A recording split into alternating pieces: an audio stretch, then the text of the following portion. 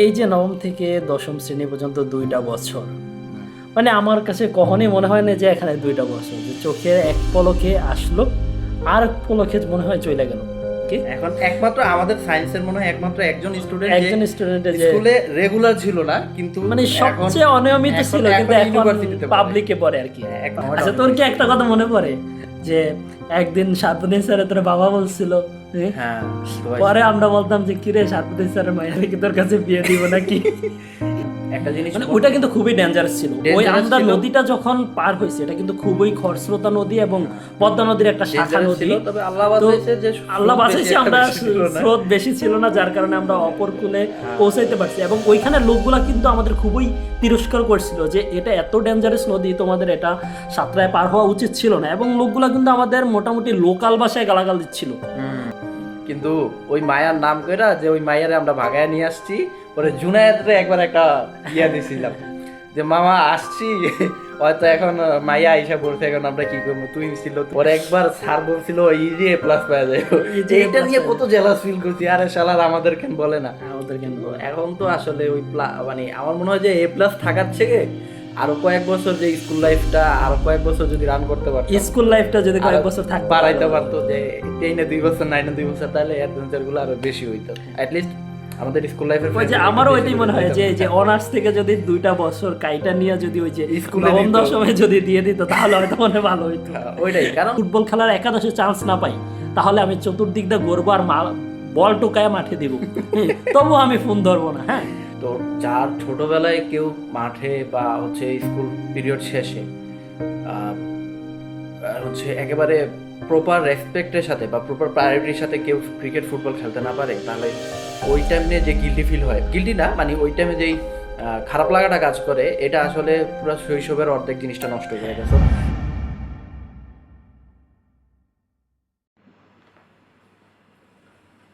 শাকিল, কি করতেছস? পড়তেছস? কি পড়তেছস? এই তো একটু ফিজিক্স পড়তেছিলাম। তোর কি অবস্থা? আছি তো, চলে। তুই বেটা ওই যে স্কুলও এই রাতে মধ্যরাত পর্যন্ত পড়তি, এখনো পড়ো, সব পাঁচটার গেল না। তোর কি স্কুলের কথা মনে পড়ে বেটা? এটা দিলে তো ইমোশনাল কইরা, স্কুল লাইফ আমারও অনেক মনে পড়ে। আচ্ছা বলো, আমরা একটু যা একটু আলোচনা করি। আমাদের একটু মধ্যরাতের পডকাস্টে আপনাদের স্বাগতম, যেখানে আমরা দুই ফ্রেন্ড আমরা এখন স্কুল লাইফ নিয়ে হচ্ছে আলোচনা করব এবং স্কুল লাইফের মেমোরিগুলো আপনাদের সাথে শেয়ার করব। শাকিল, স্কুল লাইফে তোর সবচেয়ে মানে এমন মানে সবচেয়ে সুন্দর মুহূর্ত কোনটা ছিল যেটা তুই এখনো বারবার মিস করস? আচ্ছা, আমার মনে হয় কি যে মানে বিশেষ করে যে আমি যদি এটা টাইমস সেশন বলি, ধর বিশেষ করে নবম শ্রেণী থেকে দশম শ্রেণী যে সময়টা, হ্যাঁ, যখন তুই ঈশানবালা থেকে আইসা চরফেলে যে ভর্তি হলি আর কি, বিশেষ করে ওই পিরিয়ডটার কথা আমি বলতে চাচ্ছি আর কি। তো এই যে নবম থেকে দশম শ্রেণী পর্যন্ত 2টা বছর, মানে আমার কাছে কখনোই মনে হয় না যে এখানে 2টা বছর, যে চোখের এক পলকে আসলো আর এক পলকে মনে হয় চলে গেল।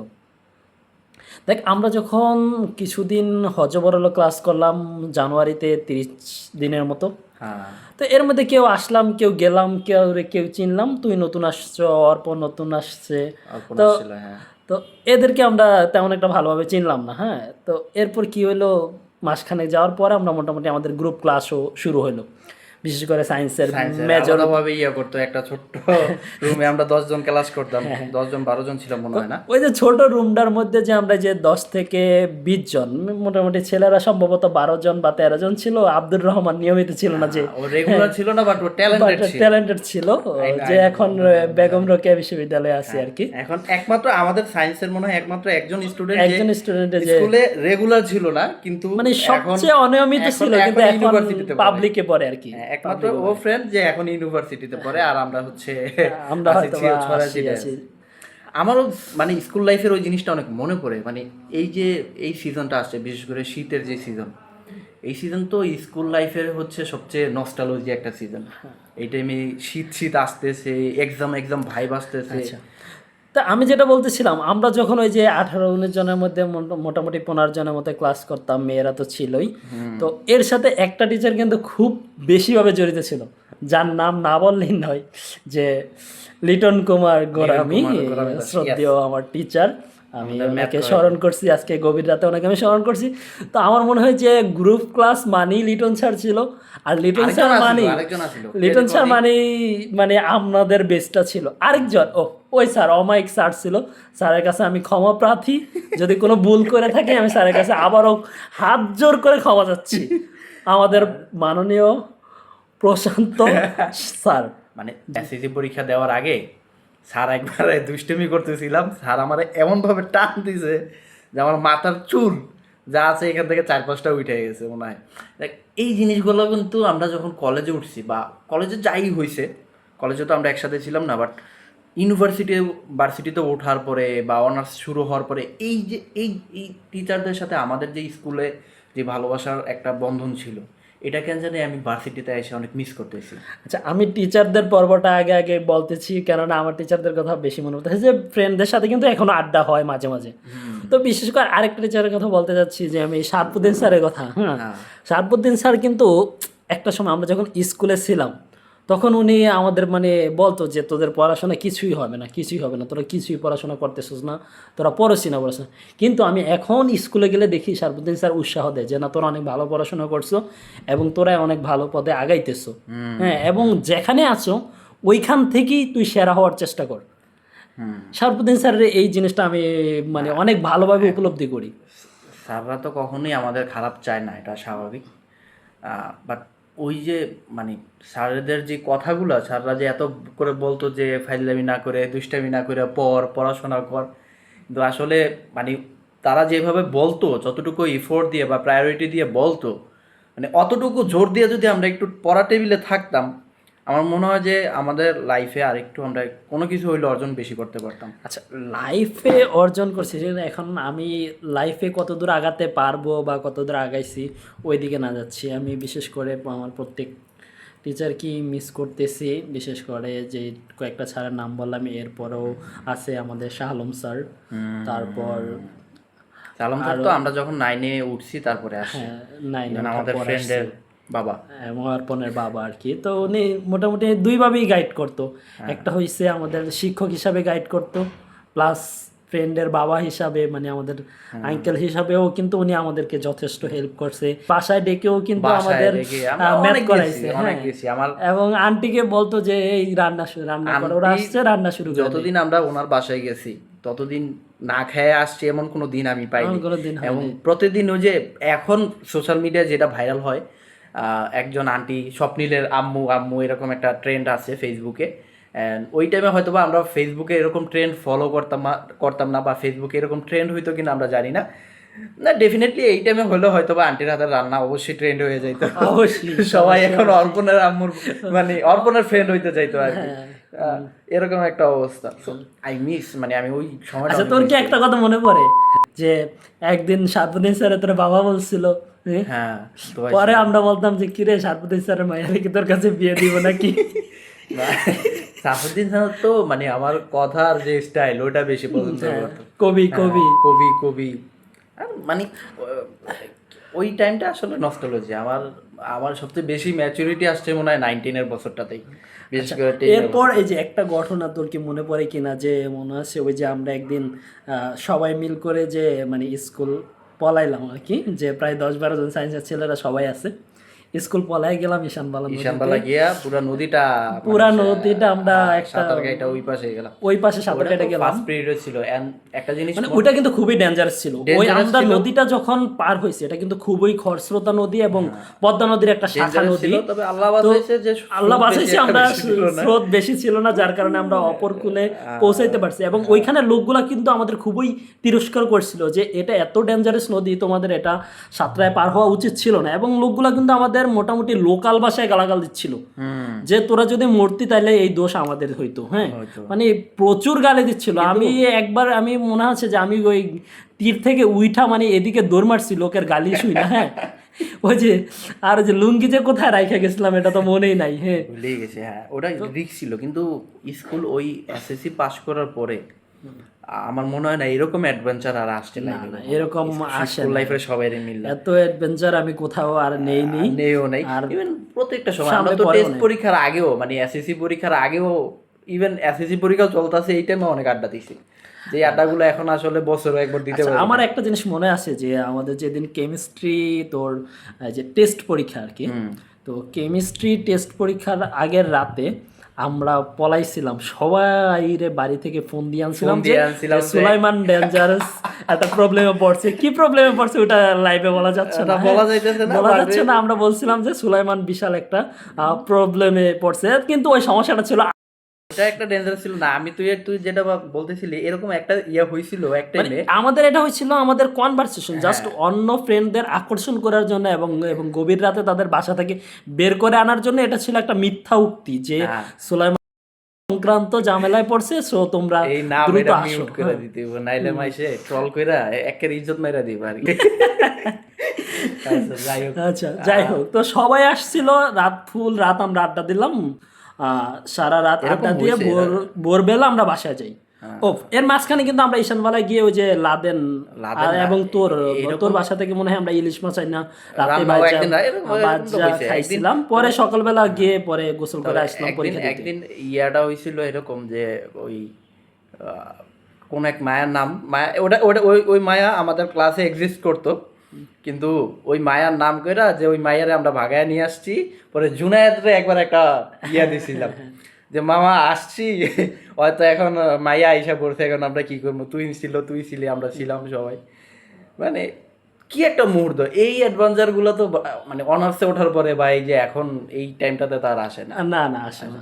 আর এখন যদি ওইভাবে বলিও কেউ হয়তো বা মানে ফ্রেন্ডের অতটা টান নেই, যে ফ্রেন্ডের মধ্যে এতটা বন্ধন নাই এখন যে তারা এরকম একটা ডেঞ্জারাসের কথা শুনলে অ্যাটলিস্ট সবাই চলে আসবে। হ্যাঁ, আসবে না যে এমন না, কিছু কিছু আসবে, কিন্তু সবাই চলে আসবে এমন ব্যাপারটা এখন আর নাই। অনার্সে বা ক্যাম্পাসে অনেক ফ্রেন্ডই আসে, চাইলে আসবে, কিন্তু ওই মুহূর্তে যে তোর যেই মানে ফিলিংসটা ছিল ওইটা এখন আর পাওয়া যাবে না। না না, এই বয়সটা আমরা মনে হয় যে আমরা লাইফের অনেক বড় কিছু একটা মানে মিস করে হারায় রেখে আসছি। হ্যাঁ, অনেক কিছু তো হারায় আসছি, ভুল করছি। যেমন আমাদের সবারই তো স্বপ্ন ছিল কত বড় হওয়ার, কত ভালো ভালো জায়গায় যাওয়ার, কিন্তু আসলে আমরা কতটুকুই বা তখন বুঝতাম কি যে এই এসএসসিতে মনে হয় যদি একটা গোল্ডেন প্লাস পাই তাহলে আমার লাইফ সেটেল। হ্যাঁ, আমি হয়তো বা ভবিষ্যতে দেশের ডক্টর হব, ইঞ্জিনিয়ার হব, বা সচিব হব। হ্যাঁ, কিন্তু আসলে দেখ তখনই আমরা প্লাস গুলা পাইছি। এই প্লাস নিয়ে আমার একটা কাহিনী বলি। আমাদের ওই যে ক্লাসে একটা মেয়ে ছিল না,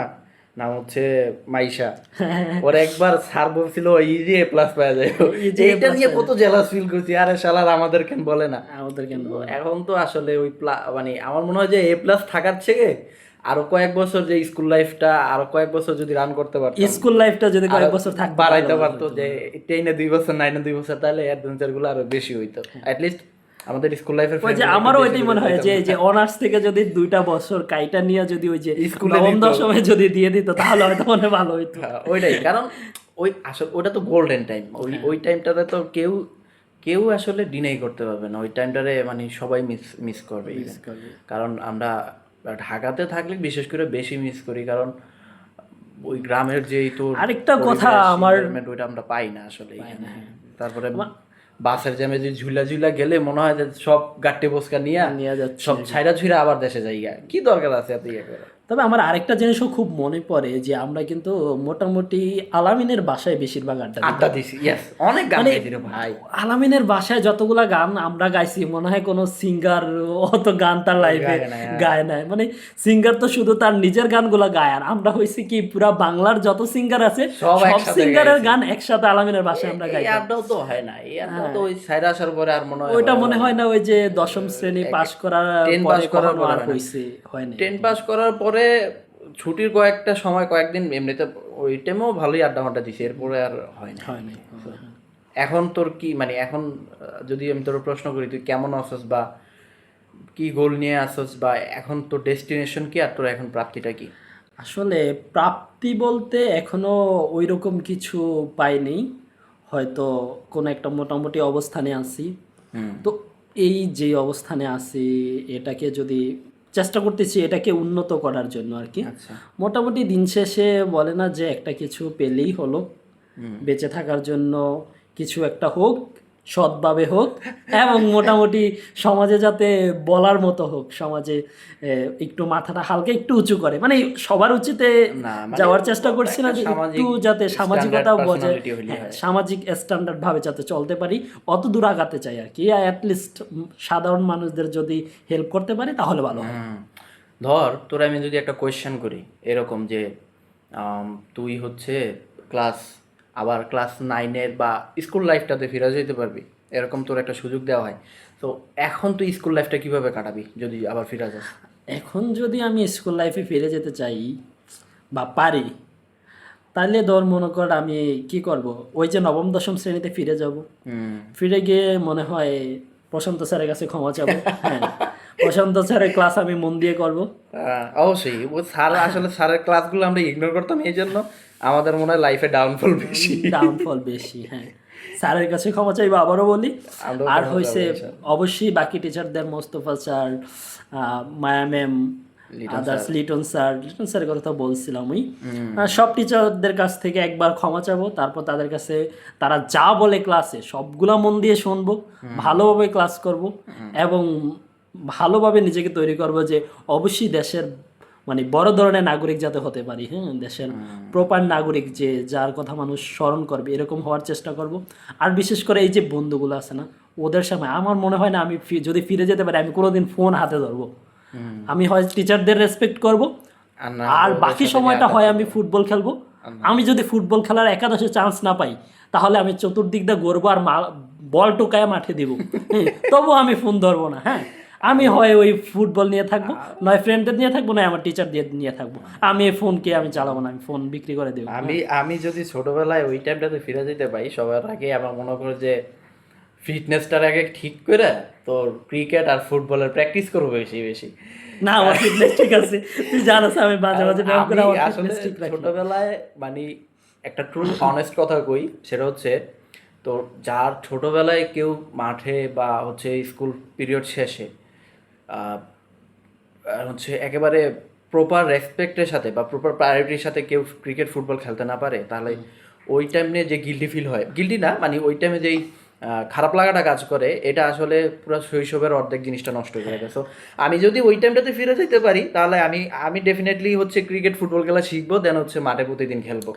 আসলে মানে একটা ছেলের জীবনে, বিশেষ করে একটা ছেলের জীবনে যদি ফুটবল আর ক্রিকেট খেলা, যদি সে বাংলাদেশে জন্ম নিয়ে যদি ফুটবল আর ক্রিকেট খেলা সে ভালো মতো না পারে, তাহলে তার শৈশব কখনোই রঙিন না, রঙিন হয় না, রঙিন হয় না। কারণ যেমন আমি আমার দিকটা চিন্তা করি, আমি ফুটবল এবং ক্রিকেট দুইটাই পারতাম, কিন্তু একাদশে কখনো চান্স পাইতাম না।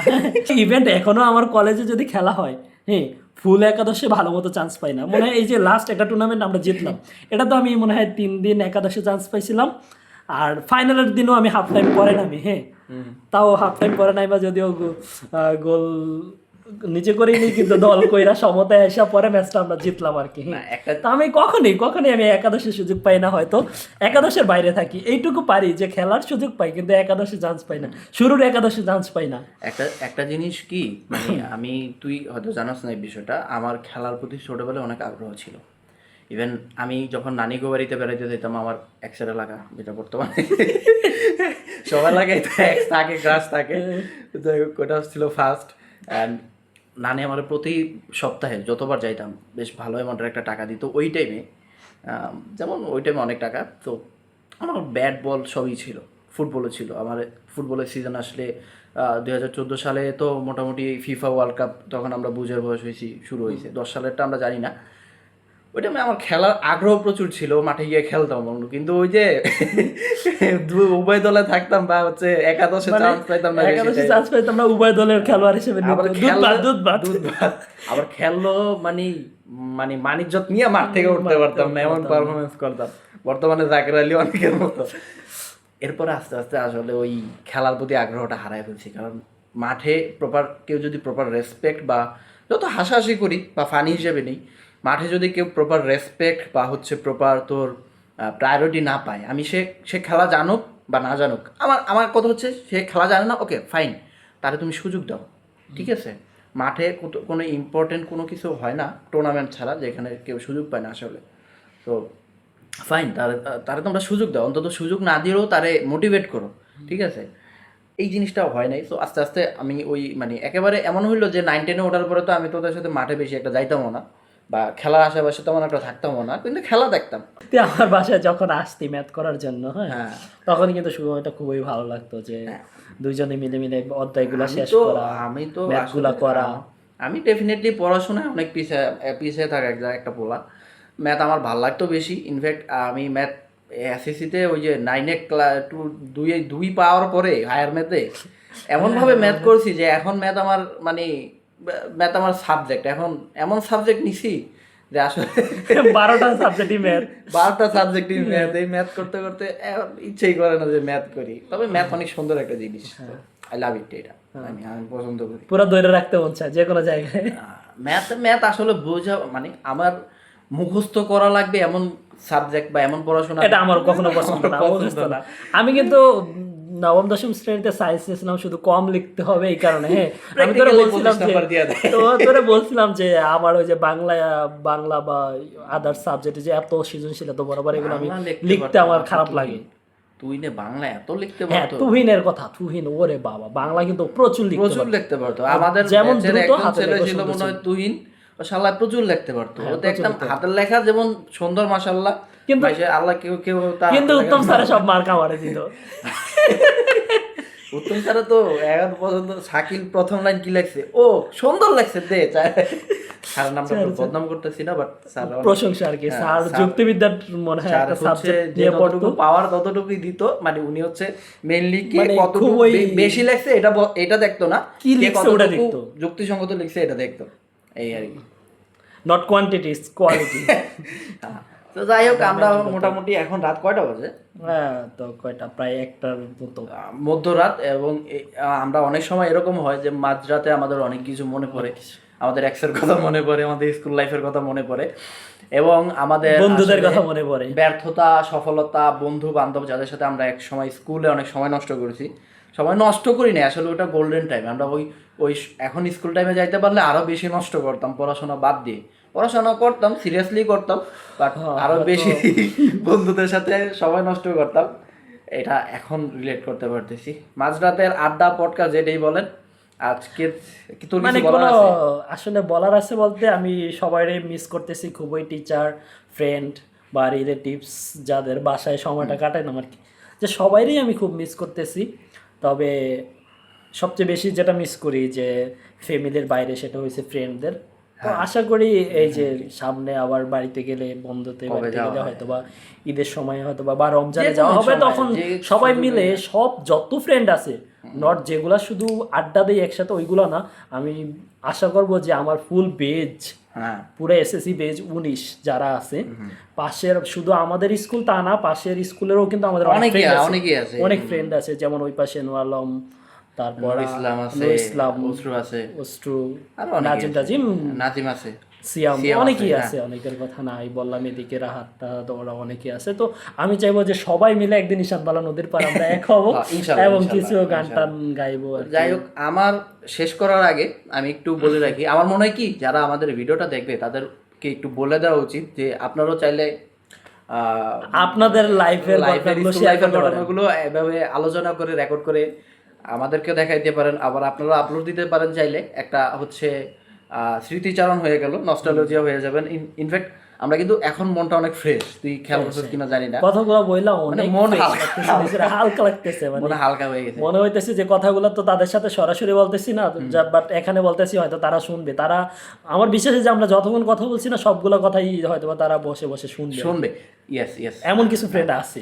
তো শেষ পর্যন্ত আমি আসলে স্কুল লাইফ, বা আমি যেটা বলে শেষ করতে চাই, স্কুল লাইফের অনেক ফ্রেন্ডই আছে স্কুলে, যার বিশেষ করে আমরা তো সেশনটা 9-10 থেকে শুরু, আবার তো সেক্ষেত্রে কাউন্ট করলে ওই 9-10-এর কথাটাই বলতে হয়। আমরা সবচেয়ে ভালো ফ্রেন্ড ছিলাম আমি, তুই, তারপরে জুম্মন, শাহিন, অর্বন, আলামিন, আর কে ছিল, উজ্জ্বল ছিল। আমরা তো এই কয়জন একটু বেশি। তুহিনের কথা বলছি, আচ্ছা বলছি। তো এই ভিডিওটা আসলে মানে তোদেরকেই ডেডিকেট করে উৎসর্গ করা, তোদেরকেই মানে হচ্ছে উৎসর্গ করলাম। ইনফ্যাক্ট মানে অ্যাটলিস্ট এটা মাথায় রাখবি যে যত যাই কিছু হয় না কেন, আমরা আসি আমরা আসি ইনফ্যাক্ট আসি, আমরা infact আমরা আসি। আসলেই মানে আমি তোদের miss সবারই ভালোবাসি। ইনফ্যাক্ট আমরা সবাই সবার আই হোপ আমি ভালোবাসি and যেই ভালোবাসাটা আমি তোদের দেই ওইটার থেকে ডাবল পাই আমি জানি। তবে একটা জিনিসই মানে যেরকম আসস যেরকম ছিলি আই হোপ মানে যতদিন বাইচা থাকি আমরা ততদিন ওরকমই থাকবি। এটাই আমার প্রত্যাশা বন্ধুদের কাছ থেকে এর থেকে বেশি কিছু আসলে চাওয়াটা আমাদের আরেকটা টিচারের কথা আমি খুব না ভুলে গেছিলাম, সুজন স্যারের কথা। জাস্ট লাস্ট মুহূর্তে বললাম সুজন স্যার আর মোস্তফা স্যারের কথা। কাদের স্যারও আছে, কাদের স্যার আছে, হ্যাঁ। তো আসলে যখন আমরা স্যার কথাটা উচ্চারণ করি তখন আমার মনে হয় কি যত স্যারের কাছে আমরা পড়ে আসছি, হ্যাঁ, সবারই উৎসর্গ করা। হ্যাঁ, সবাই কি উৎসর্গ করা, কিন্তু হ্যাঁ, যখন এখন আমি আর তুই যেহেতু স্কুল লাইফের কথাটা আলোচনা করলাম, যদি আমরা একেবারে অনেক টিচার আছে, আমার প্রাইমারি স্কুলের টিচার একজন টিচার আছে যিনি মোটামুটি আমার বাবা মানে আমার বাপে আমার যেরকম স্নেহ দিয়ে বড় করছে স্কুল লাইফে ওই রকম বড় করছে, তোরও থাকলে এরকম থাকতে পারে, অবশ্যই আছে। তো যাই হোক, সকল স্যার বা স্কুল জীবনে সকল স্যার বন্ধু বান্ধব যারাই আমাদের এই ভিডিওটা দেখবেন, একটা জিনিস আমরা বলি যে আমরা আপনাদের ভালোবাসি, আমাদের কখনো ভুলেন না। তাহলে যাই হোক, আমরা আসলে তো পলিটিক্স আমাদের মনে রাখেন, অন্তত মানে আমাদের জন্য দোয়া করেন যেন মানে আমরা আপনাদের সেই চোখের মনি হয়ে থাকতে পারি, মানে আমরা যাতে আপনাদের গর্ব হইতে পারি। আমার টিচারদের কাছে এটা আমার রিকোয়েস্ট যে আমরা যাতে আপনাদের গর্ব হইতে পারি, অন্তত আমাদের দিয়ে যেন আপনারা আসলে গর্ব করে বলতে পারেন যে আপনাদের ছাত্র ছিল বা তোদের ফ্রেন্ড ছিল সোলাইমান শাকিল, তারপরে আপনাদের হচ্ছে কি বলে কি স্কুলের কি জুনিয়র সিনিয়র বা যারা স্কুলে চরফিলিতে স্কুলের জুনিয়র ছিলেন আমাদের সময় ছিলাম, ইভেন আমাদের সময় যারা সিনিয়র ছিলেন তারাও আমাদের জন্য দোয়া করবেন। আর কিছু বলবি নাকি শেষ করে দিবি? না, সবার প্রতি দোয়া রাখলাম, সবার প্রতি ভালোবাসা রইল, আমাদেরকেও ভুলা যায় না।